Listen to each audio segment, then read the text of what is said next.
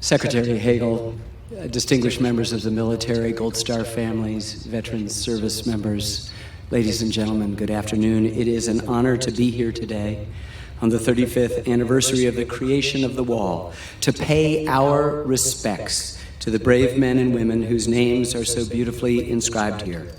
For my co-director, Lynn Novick, and I, it is overwhelming to stand in this profound place, knowing that behind each of these more than 58,000 names lies an incomprehensible tragedy, an individual human being whose life was cut short by the Vietnam War, and a family that has endured immeasurable, devastating loss. Ken and I are humbled to be here today with all of you, the keepers of the complicated story we have tried to tell. We have come to the Wall many times, especially in the past 10 years, as we've tried to make sense of the Vietnam War, one of the most consequential, divisive, and unresolved events in American history. We have searched for answers to so many questions. What really happened? Why did things go wrong? Who is to blame? Why do we avoid talking about the war? Why, 4 decades after it ended, are we unable to put Vietnam behind us? And why, long after our government reconciled with the government of our former enemy, have we not yet fully reconciled among ourselves? Today, we feel as though we have come full circle. Throughout our production, we have been inspired by Maya Lin, the designer of this remarkable work of art and memory. When she unveiled her design, Lynn explained that her memorial would be a journey that would, quote, make you experience death, and where you'd have to be an observer, where you could never really fully be with the dead. It isn't something that's going to say, it's all right, it's all over, because of course it's not. We may never be able to make the tragedy of the Vietnam War all right, but we can and we must remember the more than 58,000 soldiers, sailors, airmen, Marines, and nurses who died in it. Today we honor their dedication, bravery, heroism, and sacrifice, and we grieve for the families. We remember the missing in action and the hundreds of thousands who were wounded.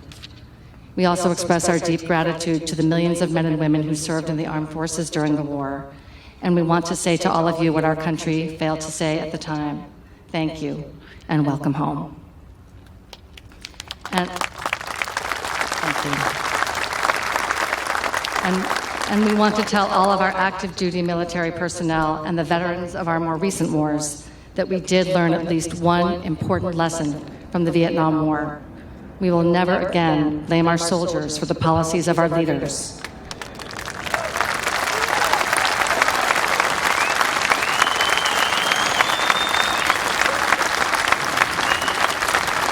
Never again will we confuse the warriors with the war. Since time immemorial, human beings have made war on each other and have suffered unspeakable losses. But for Americans, the pain of the Vietnam War has been especially deep. This bitter conflict tore our country apart, as Phil Joya, who was an officer in the 82nd Airborne, told us for our film. The Vietnam War drove a stake right into the heart of America and polarized the country as it had probably never been polarized since before the Civil War. When Maya Lin visited this site for the first time, she had a vision of taking a knife and cutting the ground, making a deep gash in the earth and placing the memorial there. In time, she said, the grass would grow back, the land would recover, but the memorial would remain, a reminder of what had happened. In building the wall, Jan Scruggs and the Vietnam Veterans Memorial Fund gave us all a place to begin a national dialogue about this divisive time and to start to heal the wounds the war inflicted.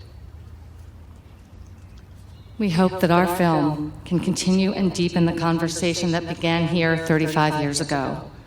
We've tried to look at this messy and tragic chapter in our history with fresh eyes and to see it from many different perspectives. It has been our great privilege to bear witness as dozens of brave men and women who lived through the war on all sides generously shared their personal stories with us.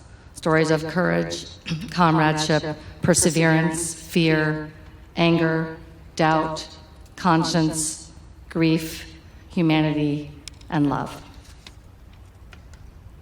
Karl Marlantes, who was a lieutenant in the Marines, told us about the day he and his men were pinned down under machine gun and mortar fire trying to take a well-defended hill. He rose and started to advance, sure that he was on his own. But then he sensed movement and looked back. He was a kid from my platoon, he said, and then I looked behind him and there were more kids. The entire platoon just stood up and out they came. 40 years later, this transcendent moment remained for him just almost inexpressible of the heart that these kids had.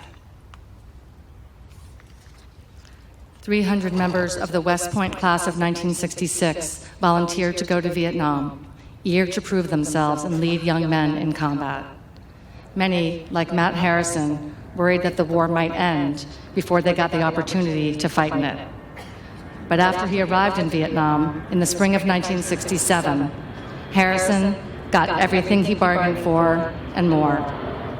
He and 7 of his classmates were assigned to the 2nd Battalion of the 173rd Airborne Brigade. By the time his tour was over, 4 of his classmates had been killed and 2 others very badly wounded. Getting killed is forever, Harrison remembered. I think the hardest thing I've ever done was having to put 4 of my classmates in body bags. No 22-year-old should have to do that. Army Captain Vincent Okamoto, who was born in a Japanese-American internment camp in World War II, also volunteered for service in Vietnam and got there in 1968. Remembering the men in his 25th Infantry platoon, he told us, was almost enough to make him cry.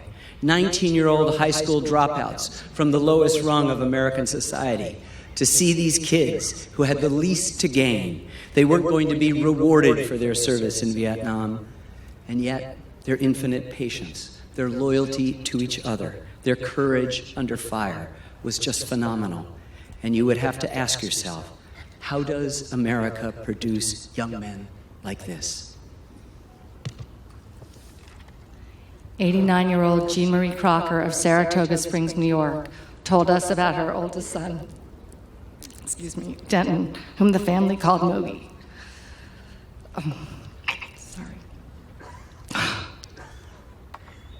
He was 17 when he volunteered for the Army early in the war, inspired by President Kennedy's example of service and heroism.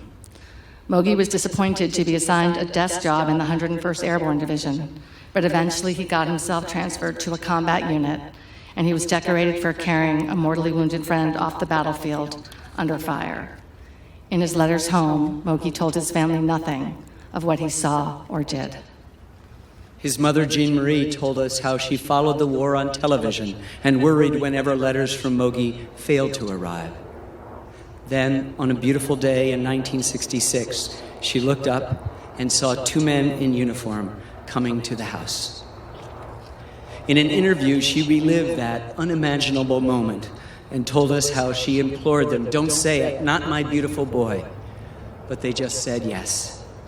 She gathered the other children around her and tried her best to reassure them. "We'll love each other and we'll be all right," she said. "We all tried." When her oldest daughter, Carol, asked how she could possibly still believe in God, Jean Marie told her, "Because we had Mogi. His life was a real gift. It was a privilege to have him. Our children," Jean Marie later came to believe, "are only on loan to us." Mogi was buried at Arlington. It was many years before his sister Carol felt ready to come here to the wall.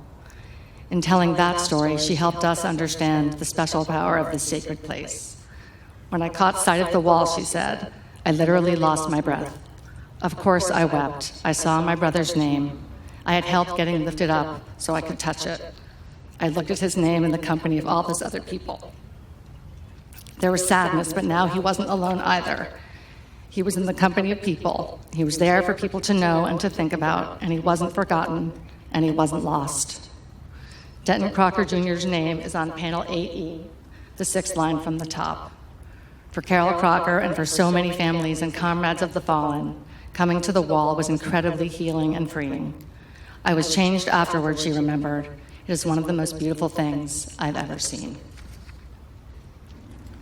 While Mogi Crocker, Vincent Okamoto, Karl Marlantes, Matthew Harrison, and hundreds of thousands of other Americans were fighting and dying overseas, hundreds of thousands of their fellow citizens back home, including veterans of the war itself, were taking to the streets to protest a conflict many had come to believe was unjust, immoral, or simply not in our country's best interest.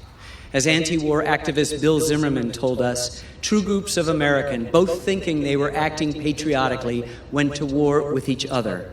A chasm opened in our American society. Things were said and things were done that could never be unsaid, that could never be undone.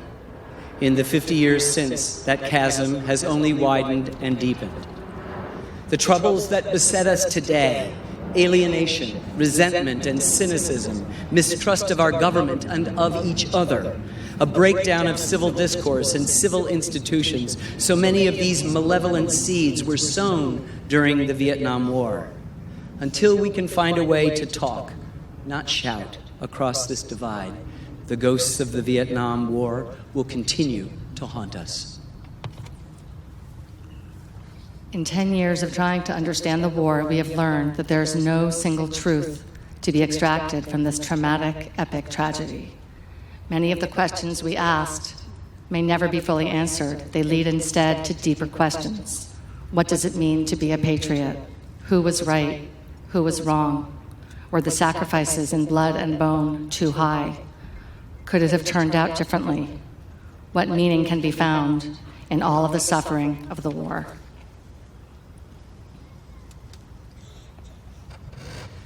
If with open minds and open hearts we can listen, if we can listen to each other, perhaps we can permit more than one truth to obtain. And rather than arguing over how the war should be remembered, we can focus on the profound truths the Vietnam War can teach us about courage, about loyalty, resilience, forgiveness, and ultimately reconciliation. Thank you very much.